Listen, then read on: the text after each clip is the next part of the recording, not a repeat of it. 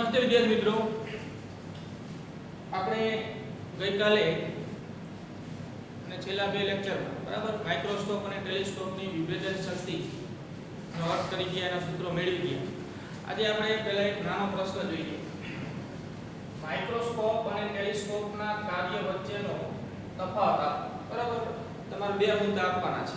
માઇક્રોસ્કોપનું કાર્ય શું છે, ટેલિસ્કોપનું કાર્ય શું છે, અને એ બેયના કાર્યો વચ્ચેનો એ તફાવત આપણે જણાવો છે.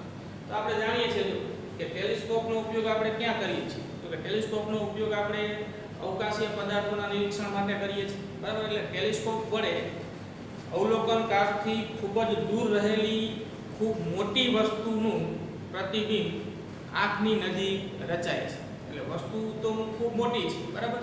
ટેલિસ્કોપ વડે એનું પ્રતિબિંબ આંખની નજીક મળે છે, અને જે નરી આંખે આપણને કોઈ અવકાશીય પદાર્થો, તારાઓ છે કે ગ્રહો છે, એ નરી આંખે જોતા છૂટા છૂટા નથી દેખાતા, અથવા તો બે તારાઓ એકબીજામાં ભળી ગયેલા જણાય છે. તો ટેલિસ્કોપ વડે એના પ્રતિબિંબો આપણે છૂટા છૂટા મેળવી શકીએ છીએ. તો ટૂંકમાં ટેલિસ્કોપનું કાર્ય શું થયું? તો કે ટેલિસ્કોપ છે એ વિભેદન કરે છે. બરાબર, જે પ્રતિબિંબ આપણને મળે છે, જે નરી આંખે આપણને બે તારાઓ એકબીજામાં ભળી ગયેલા દેખાય છે, એના પ્રતિબિંબ ટેલિસ્કોપ વડે મેળવો તો એ આપણને એના પ્રતિબિંબ છૂટા છૂટા મળે છે. એટલે કે ટેલિસ્કોપ એ પ્રતિબિંબને વિભેદિત કરે છે, છૂટા છૂટા કરે છે. એટલે ટેલિસ્કોપનું કાર્ય શું કરવાનું છે? તો વિભેદન કરવાનું છે. બરાબર. જ્યારે માઇક્રોસ્કોપનું કાર્ય શું છે? તો માઇક્રોસ્કોપનો ઉપયોગ આપણે ક્યાં કરીએ છીએ? તો કે માઇક્રોસ્કોપનો ઉપયોગ આપણી નજીક જ રહેલી ખૂબ જ સૂક્ષ્મ વસ્તુ કે જે નરી આંખે નથી દેખાતી અથવા તો ખૂબ જ સૂક્ષ્મ દેખાય છે, એનું અવલોકન કરવા માટે કરીએ છીએ. તો માઇક્રોસ્કોપ વડે આપણે ખૂબ નજીક રહેલી સૂક્ષ્મ વસ્તુનું અવલોકન કરીએ એટલે માઇક્રોસ્કોપ વડે આપણને એ વસ્તુ કે જે ખૂબ નાની છે એની ખૂબ જ મોટા પ્રમાણમાં મોટવણી મળે એવા પ્રતિબિંબ મળે છે. એટલે કે સૂક્ષ્મ વસ્તુના ખૂબ મોટા પ્રતિબિંબ માઇક્રોસ્કોપ વડે મેળવી શકીએ છીએ. એટલે કે માઇક્રોસ્કોપ વસ્તુનું જે પ્રતિબિંબ આપે છે એ વિવર્ધિત આપે છે. એટલે માઇક્રોસ્કોપનું કાર્ય વિવર્ધન કરવાનું થયું, ટેલિસ્કોપનું કાર્ય વિભેદન કરવાનું. આ બે વચ્ચેનો તફાવત છે. બરાબર, આપણે અહીં માહિતી આપી રહી છે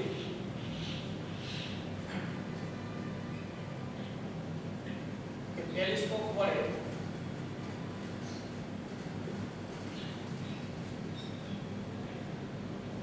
ખૂબ દૂર રહેલી વસ્તુ, બરાબર, ટેલિસ્કોપ વડે ખૂબ જ દૂર રહેલી વસ્તુનું આંખની નજીક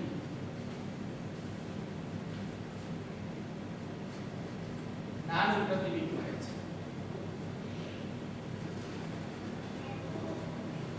વસ્તુ જે છે જેમ કે તારો છે, બરાબર, તો એનું જે કદ છે એ તો ખૂબ જ મોટું છે, મૂળ વસ્તુ ખૂબ મોટી છે, પણ અવલોકનકારથી ખૂબ દૂર છે. તો એનું પ્રતિબિંબ ટેલિસ્કોપ વડે આપણને મળે એ આંખની નજીક મળે છે અને નાનું મળે છે. વસ્તુ કરતા પ્રતિબિંબ તો નાનું થયું, વસ્તુ તો ખૂબ જ મોટું પરિમાણ ધરાવે છે, બરાબર. પૃથ્વી કરતા પણ અનેક ગણું પરિમાણ ધરાવતો કોઈ તારો છે, તો એનું પ્રતિબિંબ ટેલિસ્કોપ વડે મળે એ તો મૂળ વસ્તુ કરતા નાનું જ મળે છે, પણ આંખની નજીક મળે છે. બીજું કે જે વસ્તુઓનો અર્થ અહીંયા અવકાશીય પદાર્થ, બરાબર, બે તારા છે કે કોઈ ગ્રહો છે, જે વસ્તુઓ ને જોતા એકબીજામાં ભળી ગયેલી જણાય છે.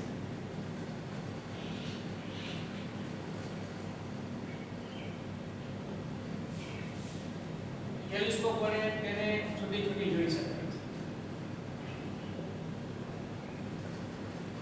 આ વસ્તુઓનું નિરીક્ષણ ટેલિસ્કોપ વડે કરતા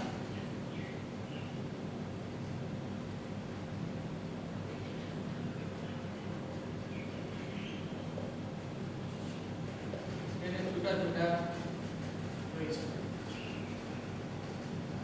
તો તે વસ્તુઓને છૂટી છૂટી જોઈ શકાય છે. એટલે કે ટેલિસ્કોપનું કાર્ય વિભેદન કરવાનું છે, વસ્તુઓને અલગ અલગ કરી દેખાડવાનું છે.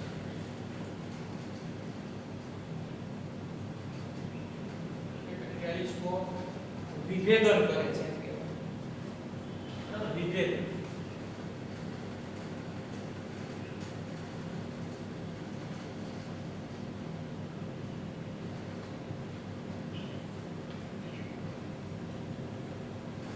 બરાબર.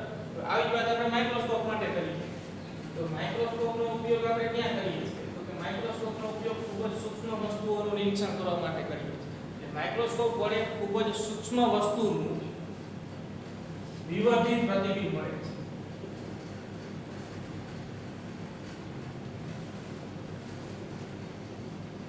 માઇક્રોસ્કોપ વડે ખૂબ જ સૂક્ષ્મ વસ્તુ મોટું એટલે કે વિવર્ત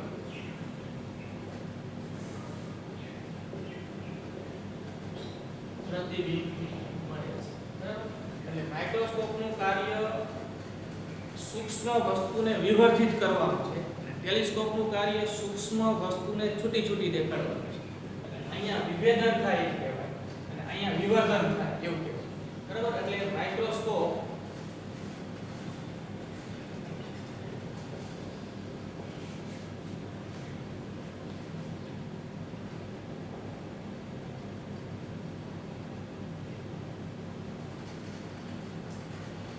વિવર્ધન કરે છે.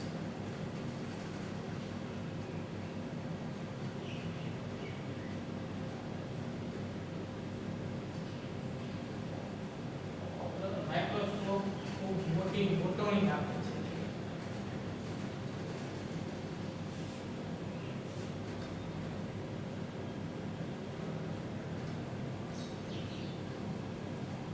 બરાબર. એટલે આ તફાવત. ટેલિસ્કોપનું કાર્ય વિભેદનનું કહેવાય. માઇક્રોસ્કોપનું કાર્ય વસ્તુને વિવર્ધિત કરવા. એટલે અહીંયા આપણને માઇક્રોસ્કોપ એ વિવર્ધન કરે છે, વસ્તુની ખૂબ મોટી મોટવણી આપે છે એમ કહેવાય. બરાબર. તો આ રીતે આપણે માઇક્રોસ્કોપ અને ટેલિસ્કોપના કાર્યનો તફાવત આપી શકીએ. આ બે શબ્દ ધ્યાનમાં રાખો. ટેલિસ્કોપ વિભેદન કરે, માઇક્રોસ્કોપ વિવર્ધન કરે.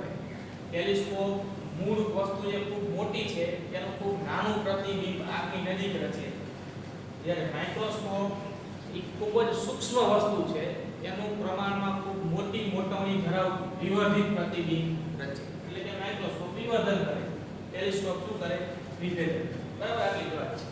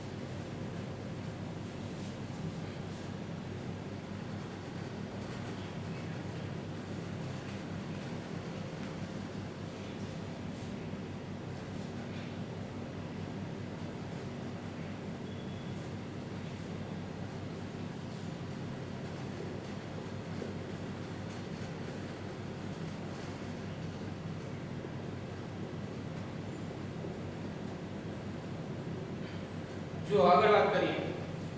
શબ્દ છે ફ્રેનલ અંતર. ફ્રેનલ અંતર એટલે શું અને એનું સૂત્ર આપણે આપ્યું છે. બરાબર. ફ્રેનલ અંતર એ જ્યારે કોઈ સ્લિટ વડે એની પહોળાઈની સંજ્ઞા આપણે a આપતા. બરાબર. એ સ્લિટની પહોળાઈ a હોય તો એ પહોળાઈની આ સ્લિટ વડે જ્યારે વિવર્તન થાય ત્યારે વિવર્તનની ઘટના સાથે સંકળાયેલું ટર્મ છે ફ્રેનલ અંતર. ફ્રેનલ અંતરનો અર્થ કરી એનું સૂત્ર આપ્યું છે. બરાબર. તો આપણે જોઈએ આકૃતિ અહીં કોઈ દોરવા જરૂર નથી. આપણે વિવર્તન ભણી ગયા છે. આપણે સિમ્પલ માહિતી આપી ફ્રેનલ અંતરનો અર્થ કરી અને એનું સૂત્ર આપ્યું છે. જ્યારે પ્રકાશના સમાંતર કિરણો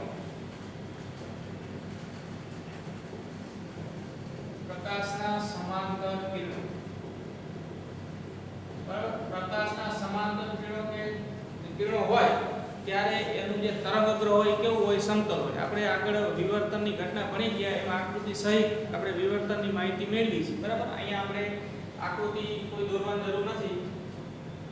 એ જ હકીકત જે વિવર્તનને આપણે ભણી ગયા છે એના પરથી જ આપણે વાત કરીશું કે જ્યારે પ્રકાશના સમાંતર કિરણો એ પહોળાઈ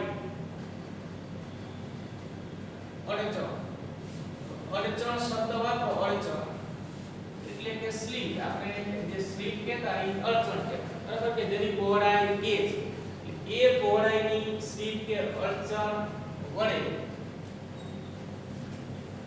વિવર્તન પામે બરાબર. એ પહોળાઈની સ્લિટ પર પ્રકાશના સમાંતર કિરણો આપાત થાય છે એના વડે વિવર્તન પામે ત્યારે મળતો વિવર્તન કોણ થીટા હોય અથવા તો થીટા કોણે વિવર્તન પામતું હોય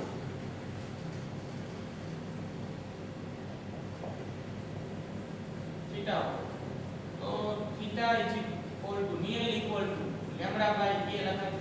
આપણે આગળ સરળ કરી ગયા છીએ વિવર્તનમાં અધિકતમ મળતું હોય કે ન્યૂનતમ મળતું જે આપણને થીટાનું માપ જે મળે છે એ લેમ્ડા બાય a ના ગુણાંકમાં મળતું.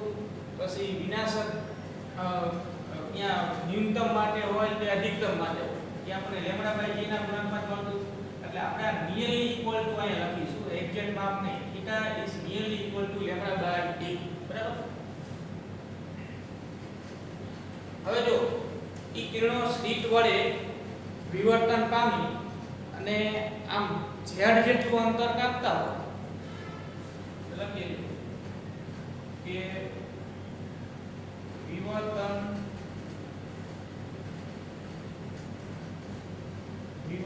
પામી વિવર્તિત કિરણો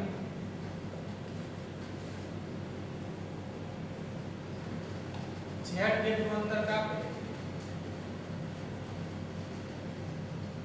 જો વિવર્તન કોણ થીટા અને થીટા કોણે વિવર્તન પામી z જેટલું અંતર કાપે તો રેખીય પહોળાઈ બરાબર આપણને પડદા પર જે પણ કઈ વિવર્તન ભાગ મળશે તેની રેખીય પહોળાઈ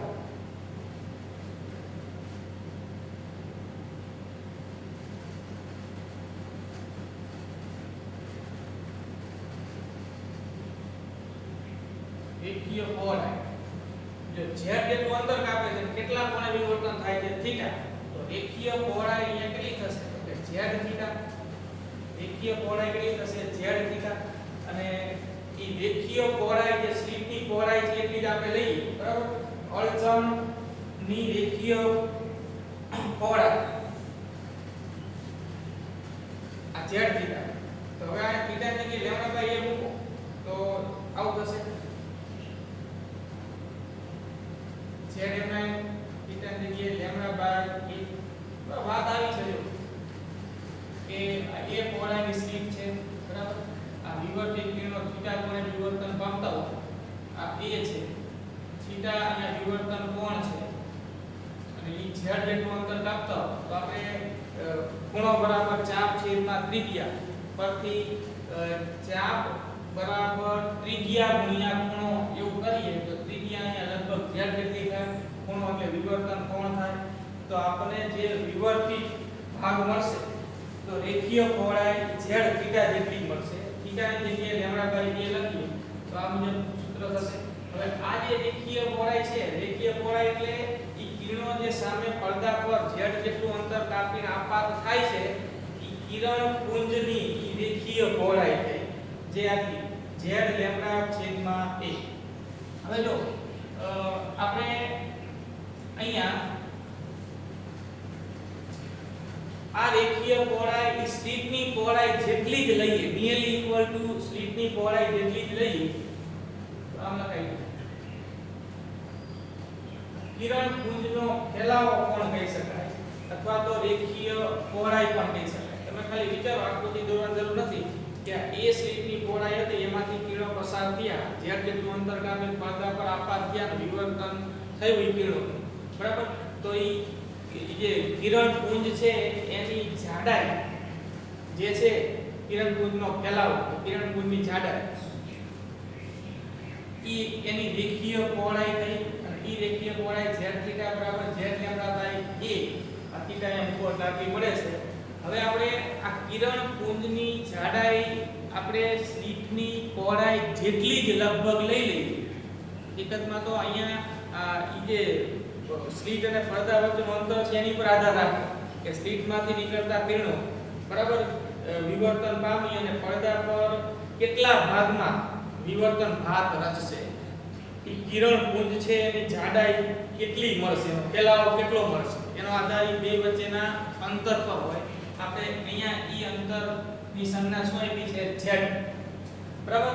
તો આપણે અહીંયા આ કિરણ પુંજનો જે ફેલાવો છે ઈ અડચણની પહોળાઈ એટલે કે સ્લિટની પહોળાઈ જેટલો જ લગભગ લઈ લઈએ.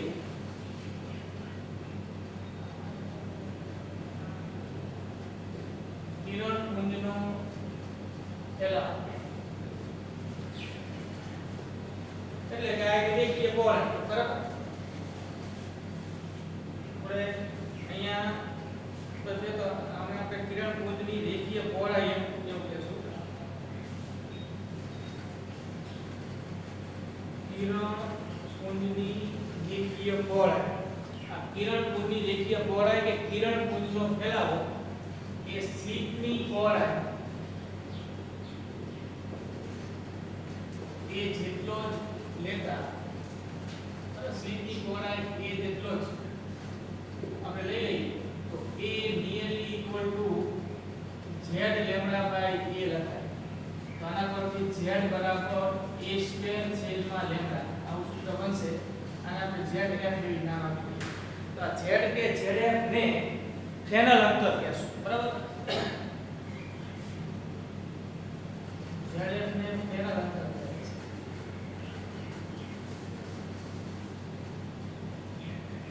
આ ફ્રેનલ અંતર કરતા ઓછા અંતરે ફ્રેનલ અંતર કરતા ઓછા અંતર એટલે કે જે કિરણો સ્લિટમાંથી પસાર થઈ જે અંતર કાપે છે એ આ zf કરતા ઓછું હોય. ઓછા અંતરે કિરણ પુંજનો ફેલાવો ઈ સ્લિટની પહોળાઈ કરતા ઓછો હશે.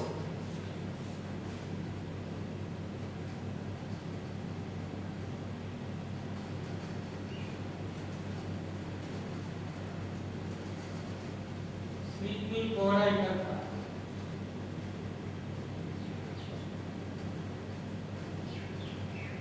ઓછો હશે. બરાબર. એટલે વાત આ એવી થઈ કે z જેટલા અંતરે હોય તો કિરણ પુંજનો ફેલાવો લગભગ સ્લિટની પહોળાઈ જેટલો. એના કરતા જો ઓછા અંતરે આપણે લઈએ પડદો તો સ્લિટમાંથી નીકળતા કિરણ પુંજની જે જાડાઈ કે એનો ફેલાવો છે એના કરતા ઓછા ભાગમાં બરાબર ઈ વિવર્તન ભાગ પડદા પર જોવા મળશે અથવા તો કિરણ પુંજનો ફેલાવો સ્લિટની પહોળાઈ કરતા ઓછો મળશે. તો આવું જોવા મળે છે. એટલે zf છે એ ચોક્કસ અંતર થયું કે એટલા અંતર સુધી કિરણો સ્લિટમાંથી પસાર થઈ અને આગળ વધતા હોય તો આપણને કિરણ પુંજનો ફેલાવો સ્લિટની પહોળાઈ જેટલો લગભગ મળે છે. એટલે આપણે nearly equal to z lambda by a બરાબર a લઈએ. એના પરથી આપણને સૂત્ર મળ્યું. આના કરતા અંતર જો ઓછું હોય તો કિરણ પુંજનો ફેલાવો સ્લિટની પહોળાઈ કરતા ઓછો મળશે. એટલે કિરણો લગભગ સુરેખ દિશામાં ગતિ કરશે સ્લિટમાંથી પસાર થયા બાદ એમ કહેવાય. બરાબર. તો આ સૂત્ર ધ્યાનમાં રાખ. ફરીથી એકવાર જોઈ લઈએ. વિવર્તન સાથે સંબંધિત આ પદ છે. જ્યારે પ્રકાશના સમાંતર કિરણો કોઈ a પહોળાઈની અડચણ કે સ્લિટ પર આપાત થાય વિવર્તન પામે છે ધારો કે થીટા તો theta nearly equal to lambda by a. વિવર્તન પામી વિવર્તિત કિરણો આમ સ્લિટમાંથી પસાર થઈ z જેટલું અંતર કાપતા હોય તો ઈ કિરણ પુંજની રેખીય પહોળાઈ એટલે કે આ કિરણનો જથ્થો જે a જાડાઈની સ્લિટમાંથી પસાર થયો છે ઈ આમ z જેટલું અંતર કાપે તો ઈ કિરણ પુંજની રેખીય પહોળાઈ આપણે લખી z થીટા કયા અર્થમાં લખી તો કે ખૂણો બરાબર ચાપ છેદમાં ત્રિજ્યા પર છે. ખૂણો થીટા ચાપ એટલે કિરણ પુંજની રેખીય પહોળાઈ ખૂણો બરાબર ચાપ છેદમાં ત્રિજ્યા એટલે જે અંતર કાપે છે z તો પછી રેખીય પહોળાઈ એટલે z થીટા થશે. ત્રિજ્યા ગુણ્યા ખૂણો એ હકીકત પરથી આ સૂત્ર પર લખ્યું છે થીટા ની જગ્યાએ લેમ્બડા બાય a મૂક્યું. હવે આપણે અહીંયા એક એપ્રોક્સિમેશન લીધું કે કિરણ પુંજનો જે ફેલાવો છે સ્લિટમાંથી પસાર થઈ એ સ્લિટની પહોળાઈ a જેટલો જ આપણે લઈએ તો a બરાબર z લેમ્બડા છેદમાં a. જો આપણે કિરણ પુંજનો ફેલાવો કે એની રેખીય પહોળાઈ એ સ્લિટની પહોળાઈ જેટલી જ જો તમે લો તો zf બરાબર a સ્ક્વેર છેદમાં લેમ્બડા મળે છે. તો આ zf ને આપણે શું કહેશું પેનલ અંતર, અને પેનલ અંતર કરતા ઓછા અંતરે ઈ કિરણ પુંજનો ફેલાવો સ્લિટની પહોળાઈ કરતા પ્રમાણમાં ઓછો હોય એટલે એમ કહી શકાય કે zf કરતા ઓછા અંતર સુધી સ્લિટમાંથી પસાર થતા કિરણો લગભગ સૂર્ય ગતિ કરે, વિવર્તનનું પ્રમાણ ખૂબ જ ઓછું હોય. બરાબર? તો આ સૂત્ર અહીંયા આગળ જેનું છે ધ્યાનમાં રાખજો. આના પરથી આપણે આગળ એક બે દાખલાઓ પણ ગણીશું.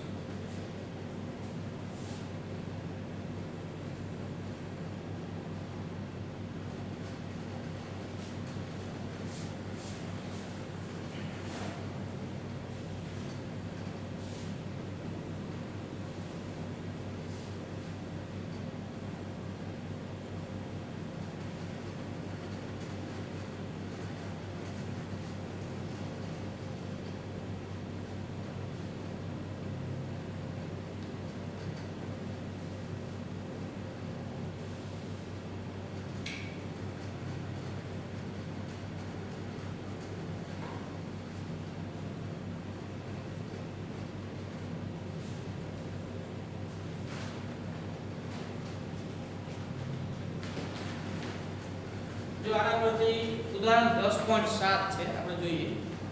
એમાં રકમ જુઓ તમે. ઉદાહરણ 10.7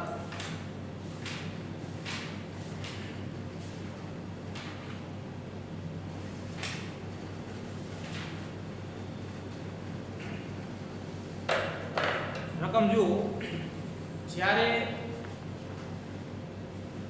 બરાબર ઉદાહરણ 10.7 પેનલ અંતર પરથી તમારે ગણવાનું છે. પેનલ અંતર શોધવાનું છે કે જ્યારે અડચણની પહોળાઈ 3 મિલીમીટર હોય. અડચણની પહોળાઈ એટલે સ્લિટની પહોળાઈ. અડચણ શબ્દ વાપરો કે સ્લિટ ની પહોળાઈ એની સંજ્ઞા આપણે સ્મોલ એ આપીએ છીએ 3 મિલીમીટર. બરાબર? અડચણની પહોળાઈ 3 મિલીમીટર અને જે પ્રકાશ આપાત થાય છે તરંગ લંબાઈ 500 નેનોમીટર. આપાત પ્રકાશની તરંગ લંબાઈ લેમ્બડા 500 નેનોમીટર હોય તો કયા અંતર માટે કિરણ પ્રકાશ શાસ્ત્ર એક સારી સન્નિકટતા હશે? એટલે કે આપણે અહીંયા zf શોધવાનું છે. કયા અંતર માટે કિરણ પ્રકાશ શાસ્ત્ર ઈ સન્નિકટતા એટલે એપ્રોક્સિમેટ કયા અંતર સુધી કિરણ પ્રકાશ શાસ્ત્ર લાગુ પાડી શકાય ઈ અંતર એટલે જ zf એટલે કે ફ્રેનલ. આપણે શોધવાનું છે ફ્રેનલ અંતર. ફ્રેનલ અંતર fz શોધવાનું છે. બરાબર?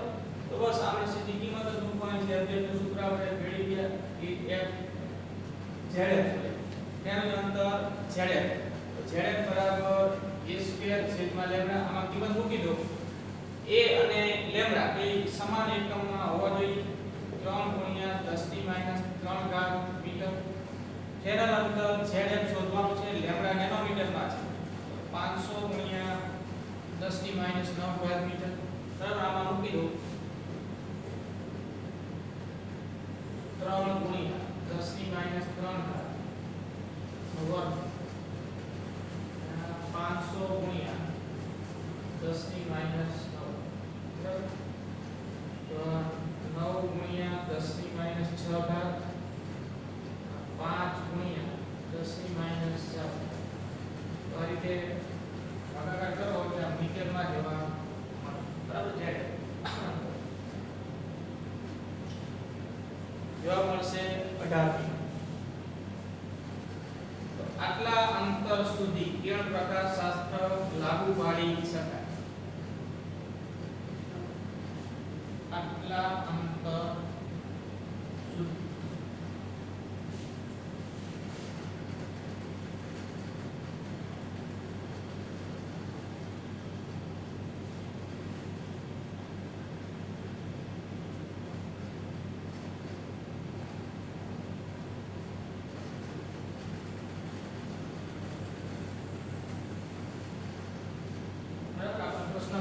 કયા અંતર માટે કિરણ પ્રકાશ શાસ્ત્ર એક સારી સન્નિકટતા હશે તો આટલા અંતર સુધી કિરણ પ્રકાશ શાસ્ત્રને લાગુ પાડી શકાય. ZF નું મૂલ્ય કેટલું મળ્યું 18.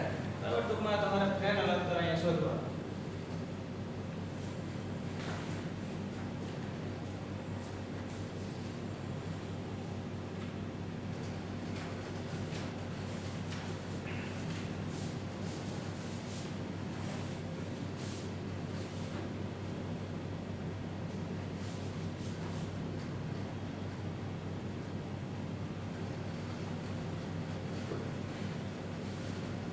આના પરથી સ્વાધ્યાયમાં પણ એક દાખલો તમને આપેલો છે. સ્વાધ્યાયમાં 10.10 બરાબર. ત્યાં રકમ જુઓ તો 4 મિલીમીટર જેટલું અડચણ અને 400 નેનોમીટર તરંગ. સ્વાધ્યાયમાં 10.10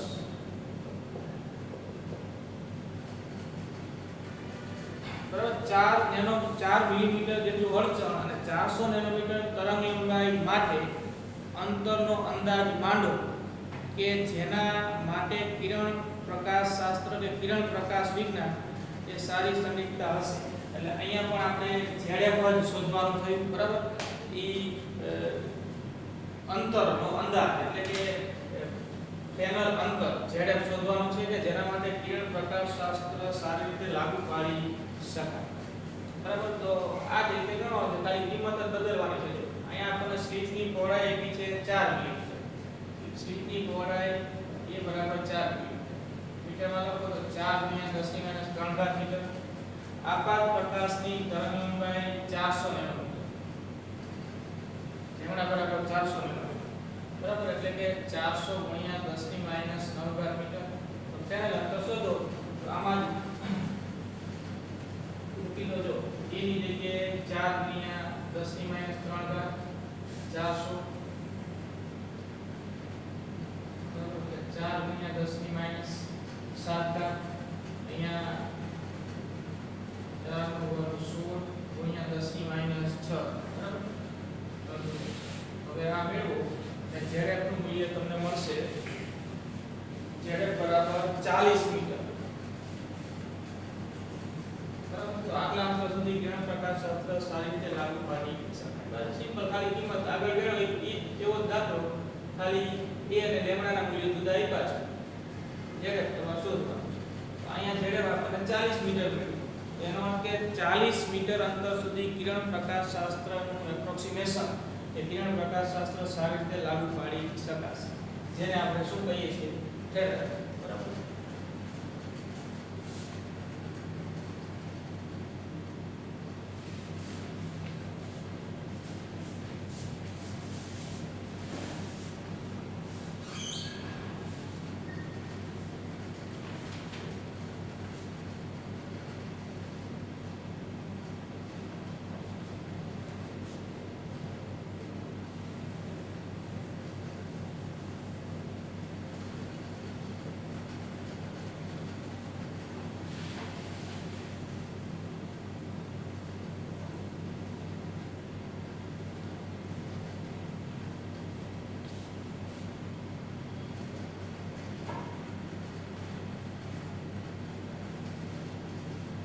જો આ જ હકીકત પરથી એક દાખલો આપેલો છે સ્વાધ્યાયમાં 10.18. ઈ દાખલો જોઈએ. બરાબર. રકમ જુઓ. બે ટેકરીઓ પર રહેલા બે ટાવર એકબીજાથી 40 કિલોમીટર દૂર છે. એટલે આ એક વાત છે. આ બે ટેકરીઓ છે. બરાબર. આ બે ટેકરીઓ ને એની પર આ રીતે બરાબર ટાવર, મોબાઈલ ટાવર વિચારો કે કોઈ ટીવી પ્રસારણ માટેના ટાવર છે. તો આ બે વચ્ચેનું અંતર છે 40 કિલોમીટર છે. બરાબર. તેમને જોડતી રેખા બરાબર વચ્ચે આવેલી ટેકરીની 50 મીટર ઉપરથી પસાર થાય છે. એટલે આ બે ટાવરોને જોડતી રેખા બરાબર એક 50 મીટર ઊંચી ટેકરી અહીંયા વિચારો. આ ટેકરી વચ્ચે વિચારો 50. બેને જોડતી રેખા 50 મીટર ઉપરથી બરાબર બે જે ટાવરો છે એમને જોડતી રેખા બરાબર વચ્ચે આવેલી ટેકરીની 50 મીટર ઉપરથી પસાર થાય છે. એટલે ટેકરી તો અમુક લંબાઈની છે પણ એ જ્યાંથી પસાર થાય છે એ અંતર કેટલા મીટર છે? 50. એટલે ટૂંકમાં આ અડચણ થાય. અડચણની પહોળાઈ અહીંયા 50 મીટર થઈ બરાબર. અને બે ટાવર વચ્ચેનું અંતર અહીંયા થયું 40 કિલોમીટર.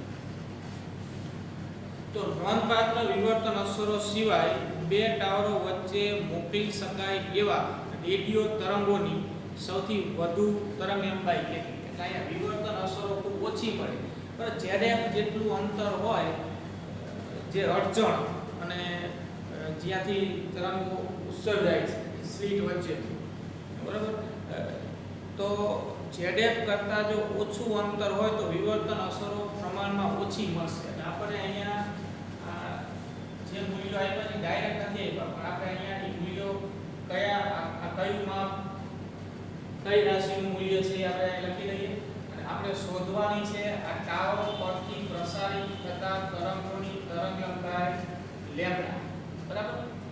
તો જો બે ટાવર વચ્ચેનું અંતર 40 કિલોમીટર છે. વિવર્તન અસરો ન થાય એવી રીતે આ કોઈ એક ટાવરથી આ વચ્ચે આવેલી અડચણ સુધીનું અંતર આના કરતા કેટલું થશે? અડધું. આ અંતર કેટલા કિલોમીટર થાય? 20 કિલોમીટર બરાબર. એટલે આ 20 કિલોમીટર અહીંયા થયું પેનલ અંતર. વિવર્તન અસરો નથી મળે એના માટે પેનલ અંતર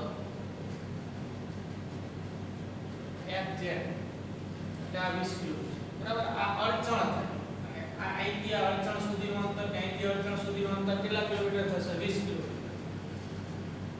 FZ અહીંયા 20 કિલોમીટર અને આ 50 મીટર જે આપ્યું છે તેની 50 મીટર થી આ બે ટાવરને જોડતી રેખા પસાર થાય છે કે જેની પર તરંગો પ્રસારિત થતા હોય.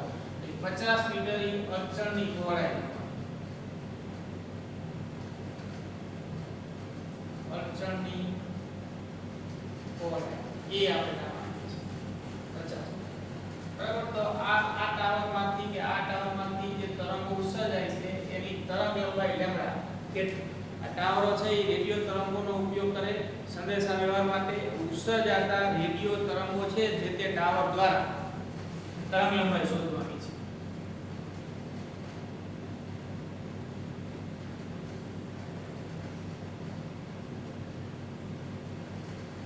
તરંગ લંબાઈ લેમ્બડા. તો હવે આપણી પાસે જો z છે a છે અને લેમ્બડા શોધવાનું છે તો પેનલ અંતરનું સૂત્ર આપણે જે બનાવી લાગુ પાડી શકીએ બરાબર. તો પેનલ અંતર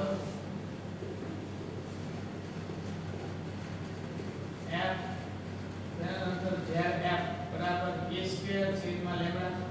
તો લેમ્બડા બરાબર a² છેદમાં zf બરાબર.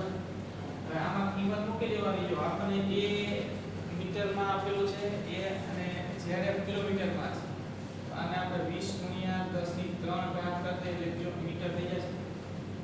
તો આ થયું 20 * 10³ ભાગ સુધી. a નું મૂલ્ય થયું 50 અને 50 નો વર્ગ. zf નું મૂલ્ય 20 * 10³ એનો બરાબર. આ મીટરમાં આ પણ મીટરમાં લેમ્બડા આપણને મીટરમાં મળશે. તો આ તમે ગણતરી કરશો એટલે લેમ્બડાનું મૂલ્ય બરાબર લેમ્બડાનું માપ મીટરમાં મળશે 0.125 મીટર. 0.125 મીટર સેન્ટીમીટરમાં કન્વર્ટ કરો તો 12.5 સેન્ટીમીટર બરાબર. એટલે બંને ટાવરમાંથી જે રેડિયો તરંગો સંદેશા વ્યવહાર માટે જે રેડિયો તરંગો ઉત્સર્જાય છે એની તરંગ લંબાઈ 12.5 સેન્ટીમીટર હશે બરાબર. એટલે અહીંયા આ 50 મીટર છે એ અડચણની પહોળાઈ ગણવાની અને અડચણથી આ ટાવર સુધીનું જે અંતર છે એ અહીંયા આપણે શું લઈશું? પેનલ. તો આ રીતે આપણે પેનલ અંતરના સૂત્ર પરથી આ ટાવરો દ્વારા ઉત્સર્જાતા રેડિયો તરંગની તરંગ લંબાઈ શોધી શકીએ બરાબર. અને જવાબ આવશે 12.5 સેન્ટીમીટર.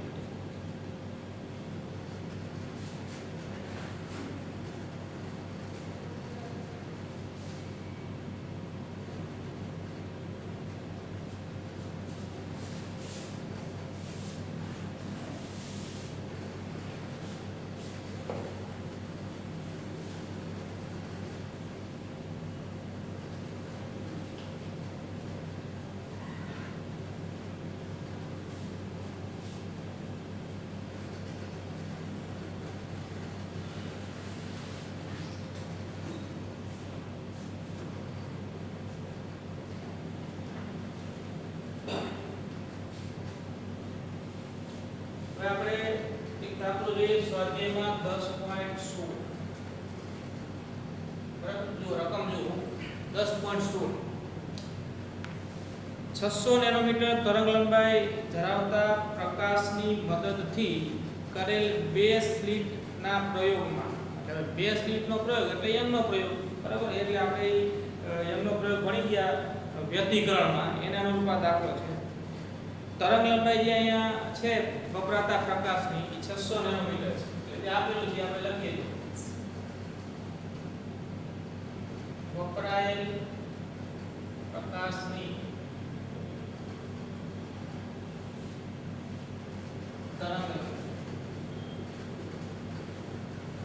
લેમ્ડા 600 નેનોમીટર બરાબર એક માહિતી આપેલી છે બે સ્લિટનો યંગનો પ્રયોગ છે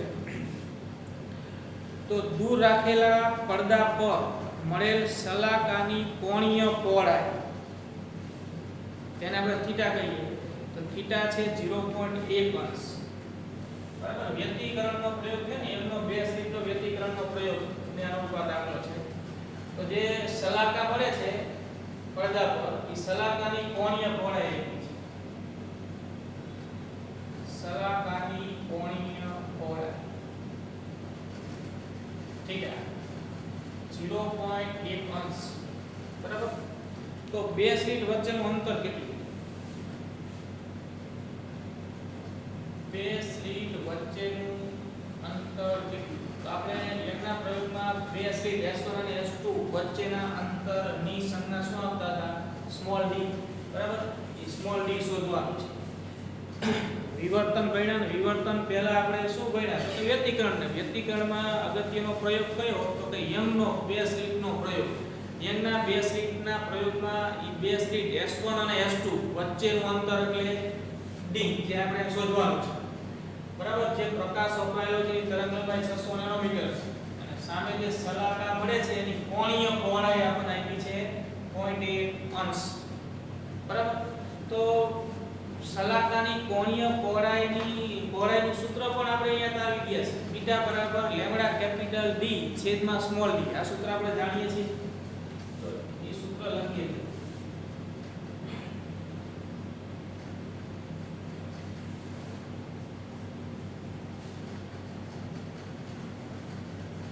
યંગના બે સ્લિટના પ્રયોગમાં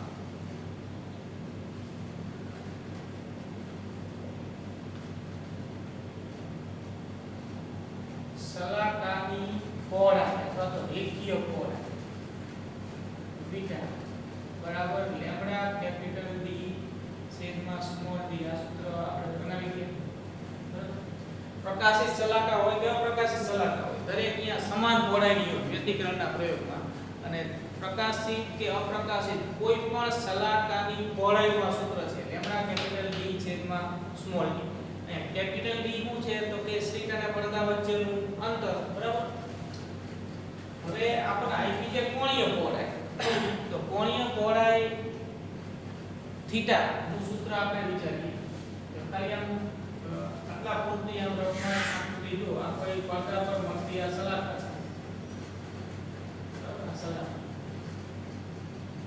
ને આ જે S1 અને S2 છે એ સ્લિટનું મધ્ય બિંદુ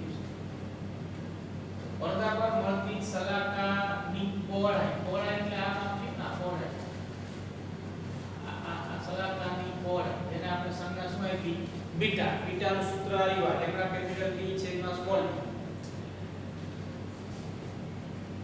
હવે ઈ શલાકાની કોણીય પહોળાઈનો અર્થ આવો થાય કે ઈ શલાકાની જે બે ધાર છે એને આમ બંને સ્લિટ S1 અને S2 ના મધ્ય બિંદુ સાથે આમ જોડી દો તો આ જે ખૂણો બનશે એ આપણને આપેલો છે જેને કહેવાય શલાકાની કોણીય પહોળાઈ બરાબર આ રેખીય પહોળાઈ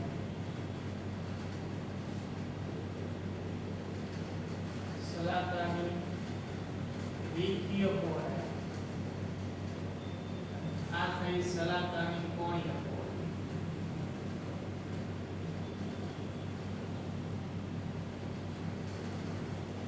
બરાબર તો હવે થીટાનું સૂત્ર ખૂણો બરાબર 4 છેદમાં ત્રિજ્યા પરથી બરાબર આ સલાક આપણે આમ ગણવાનું છે આ સલાકા છે બરાબર આ સલાકા છે તો આ બુકને સલાકા ગણો તો આ એની પહોળાઈ થઈ બીટા હવે અહીંયાથી તમે બે સ્લિટના મધ્ય બિંદુ સાથે આ કિનારી આમ જોડો અને આ કિનારી જોડો તો જે ખૂણો બને અહીંયા એ ખૂણો એ જે કહેવાય સલાકાની કોણીય પહોળાઈ તો ખૂણો બરાબર ચાપ છેદમાં ત્રિજ્યા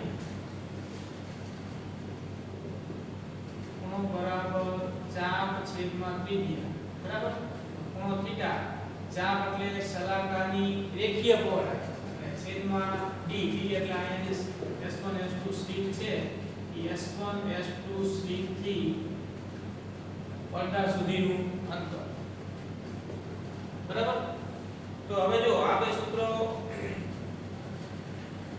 ને ભેગા કરો એટલે સમીકરણ 1 પરથી હવે આપણે આગળ લખીએ સમીકરણ 1 પરથી તો થીટા બરાબર બીટા ના સ્થાને આપણે લખાય લેમ્ડા કેપિટલ d છેદમાં સ્મોલ d બરાબર બીટા ના સ્થાને અને અહીંયા d તો છે જ તો આ d નીકળી જશે તો થીટા બરાબર લેમ્ડા બાય d થઈ શોધવાનું છે આ સ્મોલ d બરાબર તો સ્મોલ d ને સૂત્ર કરતા બનાવી કિંમત મૂકી દો d બરાબર લેમ્ડા છેદમાં થીટા બરાબર લેમ્ડા મૂકી દો 600 નેનોમીટર છે એટલે 6 ગુણ્યા 10 ની -7 ઘાત મીટર આ અંશમાં છે અંશનો જે આંકડો આપ્યો હોય ડાયરેક્ટ ગણતરી વાપરી ન શકાય બરાબર આપણે SI પદ્ધતિના અન્ય રાશિઓના એકમો સાથે ખૂણાનું માપ જ્યારે ગણતરીમાં લેવાનું હોય ત્યારે ખૂણાને શેમાં કન્વર્ટ કરવો પડે તો કે રેડિયનમાં તો એના માટે આપણે અંશ અને રેડિયનનો સંબંધ યાદ કરવો પડશે જો 1 અંશ બરાબર પાઈ છેદમાં 180 રેડિયન બરાબર તો ટૂંકમાં આ સંબંધ પરથી 1 અંશ બરાબર પાઈ છેદમાં 180 રેડિયન થાય તો આ સંબંધ પરથી આપણે કહી શકીએ કે જે માપ અંશમાં આપ્યું હોય એને રેડિયનમાં કન્વર્ટ કરવું હોય તો કેટલા વડે ગુણી નાખવા પડશે તો કે પાઈ છેદમાં 180 બરાબર આપણે અહીંયા કન્વર્ટ કરી મૂકીએ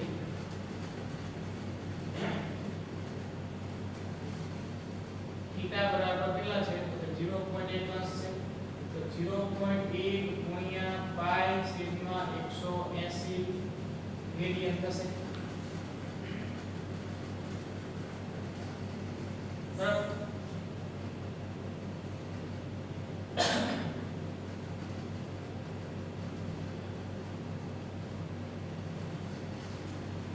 તો માટે હવે d બરાબર લેમ્ડા ના સ્થાને લખો 6 ગુણ્યા 10 ની -7 ઘાત થીટા ના સ્થાને લખો 0.8 પાઈ છેદમાં 180 0.8 પાઈ અને એના છેદમાં 180 એટલે 180 ક્યાં જશે અંશમાં d બરાબર 6 ગુણ્યા 180 ગુણ્યા 10 ની -7 ઘાત છેદમાં 0.8 ગુણ્યા 3.14 બરાબર તો આ જવાબ તમને આવશે એ કયા એકમમાં આવશે તો મીટર જે અહીંયા આપણને બે સ્લિટ વચ્ચેનું અંતર આવે છે આ S1 અને S2 વચ્ચેનું અંતર બરાબર જવાબ મેળવો એનો 3.44 ગુણ્યા 10 ની -4 ઘાત મીટર એવો જવાબ મળશે ગણતરી કરી નાખો બરાબર 3.44 ગુણ્યા 10 ની -4 ઘાત મીટર આ યંગના બે સ્લિટના પ્રયોગમાં બે સ્લિટ વચ્ચેનું અંતર d મળ્યું બરાબર